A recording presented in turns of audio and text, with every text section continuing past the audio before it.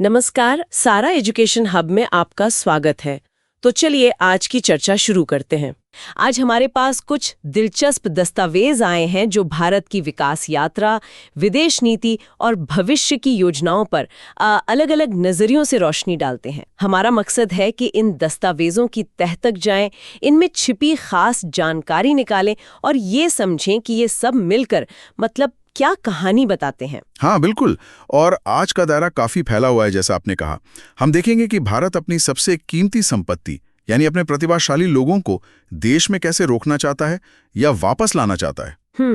फिर बात करेंगे अफगानिस्तान जैसे कह सकते हैं एक मुश्किल पड़ोसी के साथ भारत के रिश्तों की। हाँ। साथ ही दक्षिण अमेरिका के साथ जो व्यापारिक संबंध बढ़ रहे हैं उन पर भी नजर डालेंगे। अच्छा। और देश के अंदर देखें तो कुष्ठ रोग, एक पुरानी बीमारी जिस पर भारत ने कैसे लगभग काबू पा लिया है, ये कहानी भी है। हाँ, वो तो है। और आखिर में भारतीय रेलवे कैसे पर्यावरण को ध्यान में रखते हुए भविष्य की ओर बढ़ रही हैं, इस पर भी चर्चा होगी। तो ये सब अलग अलग धागे मिलकर भारत की एक बड़ी तस्वीर बनाते हैं, कह सकते हैं। ठीक है, तो चलिए शुरू करते हैं। पहला मुद्दा उठाते हैं विकसित भारत 2047 का। ये एक बड़ा सपना है और इसमें प्रतिभा यानी टैलेंट की भूमिका क्या है? देखिए, अभी हाल ही में जो अर्थशास्त्र के नोबेल पुरस्कार विजेता थे, उन्होंने भी यही कहा कि लंबे समय में किसी देश की तरक्की वो सिर्फ पैसे या मेहनत से नहीं होती। सही बात है। बल्कि नए विचारों से होती है, इनोवेशन से।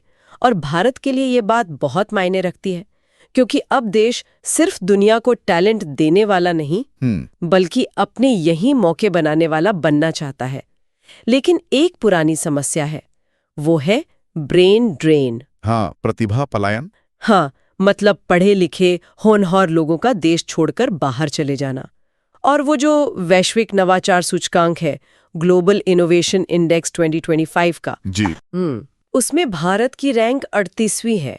ये दिखाता है कि दिमाग तो है, पर उसे देश के अंदर ही नई चीजें बनाने में पूरी तरह इस्तेमाल करने की गुंजाइश अभी बाकी है। और यहाँ ये समझना बहुत जरूरी है कि आज के दौर में ये टैलेंट इतना अहम क्यों हो गया है। हाँ। स्रोत यही बताते हैं कि 21वीं सदी में किसी देश की असली ताकत उसके तेल के कुओं या खनिजों से ज्यादा उसके लोगों के दिमाग में है। मतलब बौद्धिक प्रतिभा ही नई राष्ट्रीय शक्ति है। अच्छा। जब कोई होनहार छात्र या पेशेवर विदेश जाता है तो सोचिए, भारत में उसकी पढ़ाई पर जो खर्च किया, हाँ, उसका फायदा दूसरे देशों को मिलता है, उनके नए आइडियाज से, उनके टैक्स से। इसे ही टैलेंट ड्रेन की लागत कह सकते हैं। और दूसरी तरफ सोचिए, अगर वही टॉप टैलेंट देश में रुकता है या मान लीजिए वापस आता है, हाँ, शायद वो कोई नई रिसर्च लैब खोलता है या कोई टेक कंपनी शुरू करता है। इससे क्या होता है, सैकड़ों नई नौकरियां बनती हैं। बिल्कुल। और उसके आसपास एक पूरा माहौल, एक इकोसिस्टम तैयार होता है। अर्थशास्त्री इसे गुणक प्रभाव कहते हैं, मल्टीप्लायर इफेक्ट। गुणक प्रभाव, हाँ, ये तो है। ये सिर्फ किताबी बात नहीं है। मतलब एक विश्व स्तरीय एआई रिसर्चर लौटा, उसने लैब बनाई, मान लीजिए 50 लोगों को नौकरी दी। अब उन 50 लोगों के लिए आसपास चाय की दुकान से लेकर अपार्टमेंट तक की मांग बढ़ेगी, तो एक व्यक्ति का लौटना पूरे मोहल्ले की अर्थव्यवस्था को गति दे सकता है। बिल्कुल सही कहा। और स्रोत बताते हैं कि लोग बाहर जाते क्यों हैं। मतलब इसकी कई ठोस वजहें हैं। जी।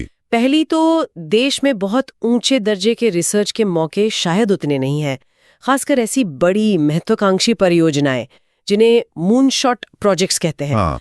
जो दुनिया के बेहतरीन दिमागों को चुनौती दें और यहाँ खींच कर लाएं। हाँ। दूसरी, वो पढ़ाई लिखाई और कारोबार के माहौल में दिक्कतें, जैसे सरकारी कामकाज की रुकावटें या यूनिवर्सिटीज में उतनी आजादी ना होना, या फिर सीनियर लेवल पर अच्छी नौकरियों की कमी। हाँ, ये भी है। तीसरी वजह तो रोजमर्रा की जिंदगी से जुड़ी है। बड़े शहरों में ट्रैफिक जाम, प्रदूषण, रहने की मुश्किल, ये सब। जी हाँ। चौथी, कोई एक ठोस राष्ट्रीय रणनीति शायद नहीं दिखती, जैसे चीन का वो 1000 टैलेंट्स प्रोग्राम है। बिल्कुल। जो टैलेंट को खींचने और रोकने का एक साफ रास्ता दिखाता है। और पांचवी, जो लोग बाहर से वापस आना भी चाहते हैं, हाँ, उनके और उनके परिवार के लिए वीजा या टैक्स जैसे नियमों की उलझने, ये भी एक बड़ी बाधा है। हाँ, ये चुनौतियां बिल्कुल असल हैं और इनसे निपटने के लिए स्रोत एक कह सकते हैं 3 तरफा रणनीति सुझाते हैं। अच्छा, क्या है वो? पहला, एक भारत प्रतिभा गठबंधन बनाने का विचार है, भारत टैलेंट अलायंस, BTA। ये शायद प्रधानमंत्री कार्यालय या विज्ञान मंत्रालय के तहत एक ताकतवर संस्था हो जो अलग अलग मंत्रालयों के बीच तालमेल बैठाए और टैलेंट से जुड़ी नीतियों को आसान बनाए। मतलब वन स्टॉप शॉप जैसा कुछ। ठीक है। दूसरा, 2 तरह की योजनाएं लाने की बात है। एक भारत स्टे यानी रुकने के लिए। हाँ, जो देश में मौजूद टैलेंट को रोकने पर ध्यान देगी, जैसे बेहतर रिसर्च ग्रांट्स देना, अच्छी तनख्वाह वाली नौकरियां और बड़े शहरों में इनोवेशन कॉरिडोर बनाना। और दूसरी है भारत रिटर्न, वापसी। जी, जो दुनिया भर में फैले भारतीय टैलेंट को वापस लाने पर जोर देगी। इसमें जैसे जल्दी वीजा, टैक्स में छूट, जीवन साथी के लिए नौकरी ढूंढने में मदद या नई स्किल सीखने के मौके, ये सब शामिल हो सकता है। अच्छा। और तीसरा, भविष्य के जो अहम क्षेत्र हैं, जैसे एआई है, सेमीकंडक्टर हैं, हाँ, इनमें बड़े और महत्वाकांक्षी प्रोजेक्ट शुरू करना और इसमें सरकार, प्राइवेट कंपनी और इंडस्ट्री सबको मिलकर काम करने के लिए बढ़ावा देना। ये तो वाकई बड़े प्लान लग रहे हैं। चलिए अब थोड़ा देश की सीमाओं से बाहर देखते हैं। विदेश नीति के मोर्चे पर हमारे पास अफगानिस्तान और दक्षिण अमेरिका के मर्कोसुर व्यापार ब्लॉक से जुड़े दस्तावेज हैं। जी। पहले अफगानिस्तान की बात करें तो तालिबान शासन को लेकर भारत का रवैया थोड़ा अलग है। वो कहते हैं मान्यता दिए बिना बातचीत। Engagement without recognition. हाँ, मतलब भारत तालिबान सरकार को औपचारिक तौर पर पहचानता तो नहीं, लेकिन काबुल में अपने दूतावास के जरिए उनसे कामकाजी रिश्ते बनाए रखता है। जी। अभी हाल में अफगान विदेश मंत्री दिल्ली भी आए थे। हाँ। और भारत ने भी काबुल में अपने मिशन को अपग्रेड करके पूरा दूतावास बना दिया है। ये सब इसी नीति का हिस्सा लगता है, हालांकि औपचारिक मान्यता भी नहीं दी है। हाँ। और ये समझना दिलचस्प है कि भारत ने ये रास्ता क्यों चुना है और ये काम कैसे करता है।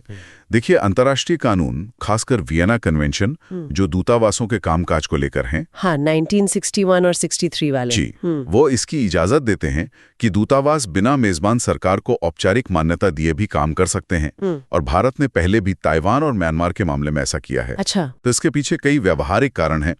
पहला तो अफगानिस्तान में भारत ने जो इतना पैसा लगाया है, करीब $3 अरब से ज्यादा का निवेश। $3 अरब? काफी ज्यादा है ये तो। हाँ, जैसे सलमा डैम है, जरंज दिलाराम हाईवे, संसद भवन, इन सब की सुरक्षा का सवाल है। दूसरा, अपनी सुरक्षा चिंताएं, खासकर आतंकवाद के खिलाफ तालिबान से आश्वासन लेना। तीसरा, उस इलाके में चीन और पाकिस्तान का जो असर बढ़ रहा है, उसे थोड़ा संतुलित करना। हाँ, ये भी जरूरी है। और चौथा, वहां के लोगों तक मानवीय मदद पहुंचाने में आसानी हो। और देखिए, दुनिया भर में भी संयुक्त राष्ट्र ने लगातार चौथे साल तालिबान के दावे को खारिज किया है। क्यों? क्योंकि वो एक मिलीजुली सरकार बनाने, आतंकवाद खत्म करने और मानवाधिकारों, खासकर महिलाओं के अधिकारों का सम्मान करने में नाकाम रहे हैं। तो भारत का ये कदम इस वैश्विक रुख से भी एक तरह से मेल खाता है। हाँ, लेकिन चुनौतियां तो बनी हुई हैं, है ना?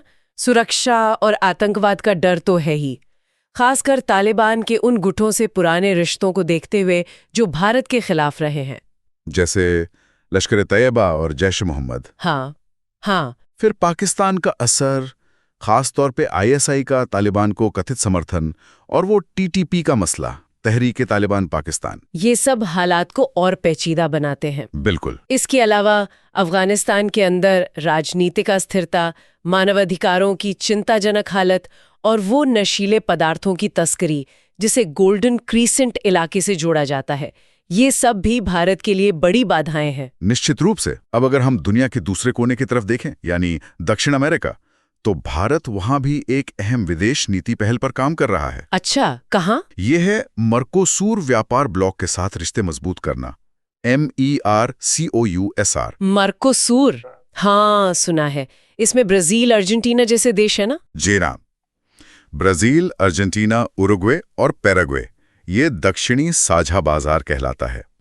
हाल ही में भारत और ब्राजील ने अपने मौजूदा तरजीही व्यापार समझौते, प्रेफरेंशियल ट्रेड अग्रीमेंट यानी PTA, को और बढ़ाने का ऐलान किया है। PTA मतलब जिसमें कुछ सामानों पर कस्टम ड्यूटी कम कर देते हैं? हाँ, बिल्कुल। और लक्ष्य भी बड़ा रखा है। भारत ब्राजील का आपसी व्यापार, जो अभी करीब $12.2 अरब है, उसे 2030 तक $20 अरब तक पहुंचाना। $20 अरब? तो ये मर्कोसुर, जो लैटिन अमेरिका का एक बड़ा व्यापारिक गुट है और कहते हैं दुनिया का चौथा सबसे बड़ा मिला जुला बाजार भी, इसके साथ व्यापार बढ़ाना भारत के लिए इतना जरूरी क्यों है? स्रोत क्या कहते हैं इस बारे में? स्रोत कई फायदे गिनाते हैं। पहला तो ये दक्षिण सहयोग को बढ़ावा देता है, मतलब विकासशील देशों का आपसी सहयोग। जो भारत की विदेश नीति का एक अहम हिस्सा रहा है। दूसरा, इससे भारतीय सामानों को, जैसे दवाइयां हैं, इंजीनियरिंग का सामान है, आईटी सेवाएं हैं, इनको लैटिन अमेरिकी बाजारों में घुसने का बेहतर मौका मिलता है। अच्छा। तीसरा, ये भारत के व्यापार को विविधता देता है। मतलब अभी हम बहुत से सामानों के लिए चीन या यूरोप पे निर्भर हैं। हाँ। तो ये निर्भरता थोड़ी कम हो सकती है। और चौथा, भारत वहां से अपनी जरूरत की चीजें, जैसे खाने पीने का सामान, कृषि उत्पाद और ऊर्जा संसाधन आसानी से आयात कर सकता है। लेकिन क्या ये सब इतना आसान है? मतलब इस रास्ते में कोई अड़चनें भी हैं? हाँ, चुनौतियां भी हैं, जाहिर है। मर्कोसूर देशों का, खासकर खेती के मामले में, अपने बाजारों को बचाने का, जिसे संरक्षणवाद कहते हैं, उसका इतिहास रहा है। प्रोटेक्शनिज्म। हाँ, इससे भारतीय कृषि उत्पादों को वहां बेचना मुश्किल हो सकता है। दूसरा, दोनों तरफ की अर्थव्यवस्थाएं अलग तरह की हैं। मर्कोसूर देश ज्यादातर कच्चा माल या कृषि उत्पाद बेचते हैं, जबकि भारत फैक्ट्रियों में बना सामान और सेवाएं बेचने में ज्यादा आगे है। तो मोलभाव मुश्किल हो सकता है। हाँ, व्यापार संतुलन पर। तीसरा, मर्कोसूर में कई देश हैं और किसी भी बड़े बदलाव के लिए सबकी सहमति जरूरी होती है, जिसमें काफी वक्त लग सकता है। अच्छा। और आखिर में भले ही कस्टम ड्यूटी कम हो जाए, लेकिन सामान भेजने का खर्चा, मतलब लॉजिस्टिक्स, और अलग अलग देशों के अपने नियम कानून होते हैं, जिन्हें गैर शुल्क बाधाएं, नॉन टैरिफ बैरियर्स कहते हैं, बिल्कुल, वो भी व्यापार को रोक सकते हैं। तो फिर उपाय क्या है? सुझाव यही दिए गए हैं कि किन चीजों पर ड्यूटी कम करनी है, ये ध्यान से चुना जाए। जो नियम कानून वाली बाधाएं हैं, उन्हें खास तौर पर दूर किया जाए, और खेती वाले सामानों पर धीरे धीरे बातचीत आगे बढ़ाई जाए, एकदम से नहीं। तो ये थी दुनिया में भारत की कूटनीति और व्यापार की बात। चलिए अब वापस देश के अंदर आते हैं और कुछ जरूरी विकासों पर ध्यान देते हैं। हमारे पास स्वास्थ्य और पर्यावरण से जुड़े दस्तावेज हैं। जी। स्वास्थ्य के क्षेत्र में तो एक जबरदस्त कामयाबी की कहानी है। भारत की कुष्ठ रोग के खिलाफ लड़ाई, आंकड़े सुनकर हैरानी होती है। स्रोत बताते हैं कि 1981 में हर 10,000 लोगों में लगभग 57 लोग कुष्ठ रोगी थे। 57? काफी ज्यादा। हाँ, और 2025 में ये आंकड़ा घटकर सिर्फ 0.57 रह गया है। मतलब 99% की भारी कमी। अरे वाह, ये तो अविश्वसनीय लगता है। हाँ, ये सफर वाकई प्रेरणा देने वाला है। मतलब 1980 के दशक में जो इतनी बड़ी समस्या थी, वो लगभग खत्म होने की कगार पर है। जी हाँ, कुष्ठ रोग, जिसे हैंसन रोग भी कहते हैं, ये एक पुरानी छूत की बीमारी है जो एक बैक्टीरियम, माइकोबैक्टीरियम लेप्री, से होती है। हाँ। ये मुख्य रूप से चमड़ी, नसों, ऊपरी सांस की नली, आंखों और पुरुषों में अंडकोशों पर असर डालती है। भारत ने इससे लड़ने की शुरुआत 1955 में ही कर दी थी, राष्ट्रीय कुष्ठ नियंत्रण कार्यक्रम NLCP से। अच्छा, 1955 से? हाँ, फिर 1983 में एक बड़ी सफलता मिली जब मल्टी ड्रग थेरेपी MDT आई, मतलब कई दवाओं को मिलाकर इलाज, जो बहुत असरदार था। MDT। हाँ। इसके बाद कार्यक्रम का नाम बदलकर राष्ट्रीय कुष्ठ उन्मूलन कार्यक्रम NLEP कर दिया गया और मरीजों को मुफ्त इलाज मिलने लगा। ये एक क्रांतिकारी कदम था। मुफ्त इलाज। जी। इसी का नतीजा था कि 2005 तक भारत ने राष्ट्रीय स्तर पर उन्मूलन का लक्ष्य पा लिया। मतलब प्रति 10,000 लोगों में एक से भी कम मरीज रह गए। कमाल है। और अब क्या योजना? क्योंकि लक्ष्य तो अब 0 मामलों का है, जैसा आपने शुरू में बताया था। बिल्कुल। अब जो राष्ट्रीय रणनीति की योजना है 2023 से 2027 की, उसका लक्ष्य है 2030 तक देश के अंदर इस बीमारी के नए मामलों को पूरी तरह रोकना। 0 स्वदेशी मामले। 0। हाँ, इसके लिए रणनीति और भी बेहतर बनाई गई है। इसमें शामिल है निकुष्ठ 2.0 पोर्टल। निकुष्ठ 2.0, ये क्या है? ये एक तरह से कुष्ठ मामलों की डिजिटल डायरी है। इससे मरीजों पर नजर रखना, उनको ट्रैक करना, मदद पहुंचाना, ये सब आसान हो जाता है। अच्छा, टेक्नोलॉजी का इस्तेमाल। जी। साथ ही दवाओं के बेअसर होने पर भी निगरानी रखी जा रही है, जिसे एंटी माइक्रोबियल रेजिस्टेंस AMR कहते हैं। इस कार्यक्रम को आयुष्मान भारत जैसी दूसरी स्वास्थ्य योजनाओं से भी जोड़ा जा रहा है। और खास ध्यान उन आदिवासी समूहों पर दिया जा रहा है, PVTGs, जिन तक स्वास्थ्य सेवाएं पहुंचाना अक्सर मुश्किल होता है। हाँ, ये जरूरी है। और इसमें विश्व स्वास्थ्य संगठन WHO का भी बड़ा हाथ रहा है, खासकर मुफ्त MDT दवाएं देने में। तो यहाँ सबसे अहम बात यही है कि लगातार कोशिश करते रहना और जरूरत के हिसाब से अपनी रणनीति बदलते रहना। ये सचमुच एक शानदार उपलब्धि है। चलिए अब आखिरी विषय पर आते हैं, पर्यावरण को बचाते हुए तरक्की करना, यानी स्थिरता। इसमें भारतीय रेलवे के कार्बन उत्सर्जन कम करने के प्रयास, मतलब डीकार्बोनेशन, काफी अहम है। जी। हाल ही में चेन्नई में भारत के पहले हाइड्रोजन से चलने वाले कोच का कामयाब ट्रायल हुआ, जुलाई 2025 में। ये इसी दिशा में एक बड़ा कदम है। और रेलवे का लक्ष्य तो बहुत बड़ा है, 2030 तक नेट जीरो कार्बन उत्सर्जन। हाँ, नेट जीरो मतलब जितना कार्बन उत्सर्जन हो उतना ही सोख भी लिया जाए। हाँ। और ये लक्ष्य हासिल करने के लिए रेलवे सिर्फ हाइड्रोजन ट्रेन चलाने की बात नहीं कर रही है। ये एक कह सकते हैं बहुआयामी रणनीति है। अच्छा, क्या क्या है इसमें? इसमें शामिल है, पहला, ज्यादा से ज्यादा रेल लाइनों का बिजलीकरण, इलेक्ट्रिफिकेशन। अब लगभग 98% बड़ी लाइनों पर, मतलब ब्रॉड गेज पर, बिजली से ट्रेनें चलती हैं। इससे डीजल का इस्तेमाल कम हो रहा है। 98%? ये तो लगभग पूरा ही हो गया। हाँ, लगभग। दूसरा, समर्पित माल गलियारे बनाना, डेडिकेटेड फ्रेट कॉरिडोर्स, डीएफसी। ये माल गाड़ियों के लिए अलग तेज पटरियां हैं। इससे ज्यादा सामान ट्रकों की बजाय ट्रेनों से जाएगा, जो कि कम प्रदूषण फैलाता है।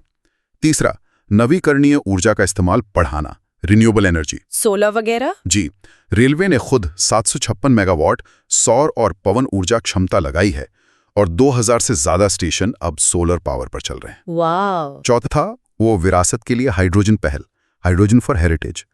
इसके तहत पुरानी डीजल ट्रेनों को बदलकर 35 हाइड्रोजन ट्रेनें चलाने की योजना है, खासकर पर्यटन वाले रूटों पर। अच्छा, हेरिटेज रूट्स पर। जी। और पांचवां, इस सब के लिए पैसा जुटाने के नए तरीके अपनाना, जैसे सॉवरेन ग्रीन बॉन्ड्स हैं। हाँ, सरकार वाले। हाँ, IRFC ग्रीन बॉन्ड्स हैं, विश्व बैंक से कर्ज लेना, ये सब।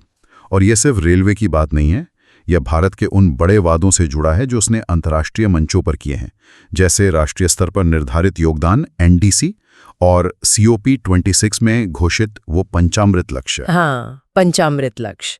तो इसके असर तो काफी बड़े हो सकते हैं। बिल्कुल। स्रोत बताते हैं कि इन सब कोशिशों से हर साल 6 करोड़ टन कार्बन डाइऑक्साइड उत्सर्जन कम हो सकता है। 6 करोड़ टन? ये कितना होता है अंदाजन? ये कह सकते हैं कि सड़कों से करीब 1.3 करोड़ कारें हटाने के बराबर है। अरे बाप रे। हाँ, साथ ही 2030 तक डीजल पर जो खर्च होता है उसमें 1 लाख करोड़ रुपए से ज्यादा की बचत हो सकती है। और बाहर से तेल मंगाने पर निर्भरता भी कम होगी, ऊर्जा स्वतंत्रता बढ़ेगी। ये तो जबरदस्त फायदे हैं। हाँ, लेकिन यहाँ भी यकीनन कुछ चुनौतियां होंगी, कुछ मुश्किलें। हाँ, बिल्कुल। पहली चुनौती तो ग्रीन हाइड्रोजन बनाने की लागत है, वो अभी काफी ज्यादा है। फिर हाइड्रोजन ट्रेनों को चलाने का असल खर्च कितना आएगा, ऑपरेशनल कॉस्ट, ये भी अभी पूरी तरह साफ नहीं है। अच्छा। एक और दिलचस्प बात जो स्रोतों में है, भारतीय रेलवे देश में कुल डीजल खपत का सिर्फ 3% इस्तेमाल करती है। सिर्फ 3%? हाँ, सबसे ज्यादा डीजल तो ट्रक करीब 28% और खेती करीब 13.2% में खर्च होता है। अच्छा, ये तो सोचने वाली बात है। जी। और शायद सबसे बड़ी चुनौती ये पक्का करना है कि जिन लाइनों का बिजलीकरण हुआ है वहां इस्तेमाल होने वाली बिजली कोयले से न बनी हो, हाँ, बल्कि सौर या पवन ऊर्जा जैसे साफ स्रोतों से आए। वरना तो बस एक जेब से निकालकर दूसरी जेब में रखने वाली बात हो जाएगी कार्बन उत्सर्जन के मामले में। ये तो बहुत जरूरी बात है। तो इन चुनौतियों से निपटने के लिए क्या सुझाव दिए गए हैं? स्रोत कई रास्ते सुझाते हैं। लागत कम करने के लिए रिसर्च एंड डेवलपमेंट R&D में ज्यादा निवेश करना और प्राइवेट कंपनियों के साथ मिलकर काम करना, PPP। PPP model. हाँ, नई टेक्नोलॉजी पर जोर देना, जैसे हाइड्रोजन फ्यूल सेल को बेहतर बनाना और AI का इस्तेमाल करके ऊर्जा बचाना। लोगों के व्यवहार में बदलाव लाना, जैसे ट्रेनों के लिए ग्रीन सर्टिफिकेशन या कार्बन लेबलिंग, ताकि यात्री जागरूक हों। अच्छा, यात्रियों को भी शामिल करना। जी। और ये पक्का करना कि रेलवे जो बिजली खरीदे वो लंबी अवधि के समझौतों, पावर परचेज अग्रीमेंट्स, PPAs के जरिए सीधे रिन्यूएबल एनर्जी बनाने वालों से आए, डायरेक्ट उनसे। हाँ, और इन सब कोशिशों के लिए लगातार पैसों का इंतजाम करना, जैसे ग्रीन बॉन्ड्स हैं या फिर वायबिलिटी गैप फंडिंग, VGF, जो उन जरूरी प्रोजेक्ट्स को सरकारी मदद देती है जो शायद तुरंत मुनाफा न कमा पाएं। तो इन सभी दस्तावेजों की इस कह सकते हैं गहराई से पड़ताल से आज हमने क्या सीखा? एक बात तो साफ है कि भारत कई मोर्चों पर बड़े बड़े लक्ष्य लेकर तेजी से आगे बढ़ रहा है। जी हाँ। चाहे वो देश के अपने टैलेंट को संवारना और सहेजना हो, दुनिया के उलझे हुए रिश्तों को साधना हो, लोगों की सेहत के मामले में ऐतिहासिक जीत हासिल करना हो, या फिर सफर करने के तरीकों को पर्यावरण के लिहाज से बेहतर बनाना हो। हाँ, और इन सब अलग-अलग कोशिशों को जोड़ने वाला धागा है विकास, नए रास्ते खोजना यानी इनोवेशन, और दुनिया में अपनी जगह बनाना। ये सब भारत की रणनीतिक सोच को दिखाता है। लेकिन साथ ही ये भी साफ है कि इन बड़े सपनों के रास्ते में बड़ी चुनौतियां भी हैं, और इनसे निपटने के लिए लगातार सीखते रहने, अपनी योजनाओं को जरूरत के हिसाब से बदलते रहने और सही रणनीति अपनाने की जरूरत होगी। आज हमने देखा कि कैसे टैलेंट, नीतियां, सेहत और टेक्नोलॉजी ये सब मिलकर भारत के कल की तस्वीर बना रहे हैं। लेकिन एक सवाल मन में रह जाता है, क्या ये जो अलग-अलग क्षेत्रों में तरक्की हो रही है, ये एक दूसरे पर कैसा असर डालेंगे? क्या ये मिलकर एक दूसरे को और तेज रफ्तार देंगी, या कहीं इनके बीच कोई टकराव भी होगा? और सबसे बड़ा सवाल, क्या भारत इन सभी महत्वाकांक्षाओं को एक साथ सफलतापूर्वक पूरा कर पाएगा? इसी सवाल के साथ आज की एक गहन चर्चा यहीं समाप्त करते हैं। बिल्कुल। अगर आज की चर्चा आपको पसंद आई हो तो वीडियो को लाइक, शेयर और चैनल को सब्सक्राइब करना ना भूलें। शुक्रिया।